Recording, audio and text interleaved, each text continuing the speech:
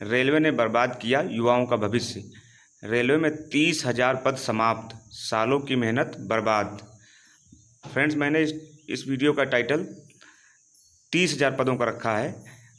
30,000 railway ने कैसे समाप्त किए पद नॉर्थ जोन में, आइए हम आपको बता रहे हैं। एनसीआर गठन के जोन में थे 80,000 पद।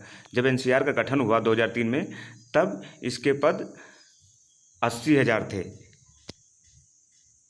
यहाँ देखिए आप, एनसीआर जोन का गठन 1 अप्रैल 2003 को हुआ था। तब यहाँ कुल पदों की संख्या तकरीबन 80,000 थी। बीते 19 वर्षों में यहाँ पद घटकर 62,000 ही रह गए। 62,000 मतलब 80,000 में से 18,000 पद और पहले ही समाप्त कर दिए गए। अब 62,000 पद बचे हुए हैं। और अब बोर्ड गैर संरक्षित श्रेणी के 50% पदों को सरेंडर करने का फरमान जारी किया है। अगर ऐसा हुआ तो 10,000 से ज़्यादा और पद कम हो जाएंगे, यानी 30,000 पद नॉर्थ जोन में गठन के समय से लेकर अभी तक समाप्त करने की योजना है।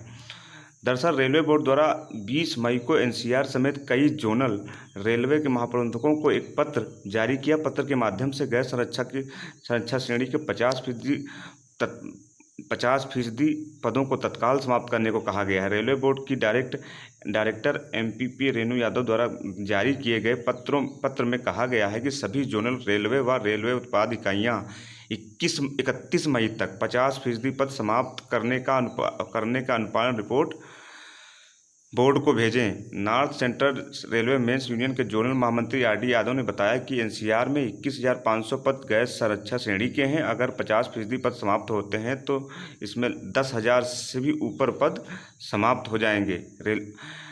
उन्होंने कहा कि सरकार भले ही यह दावा कर रही, देखिए सबसे बड़ी बात, उन्होंने कहा कि सरकार भले ही दावा कर रही है कि रेलवे का निजीकरण नहीं होगा,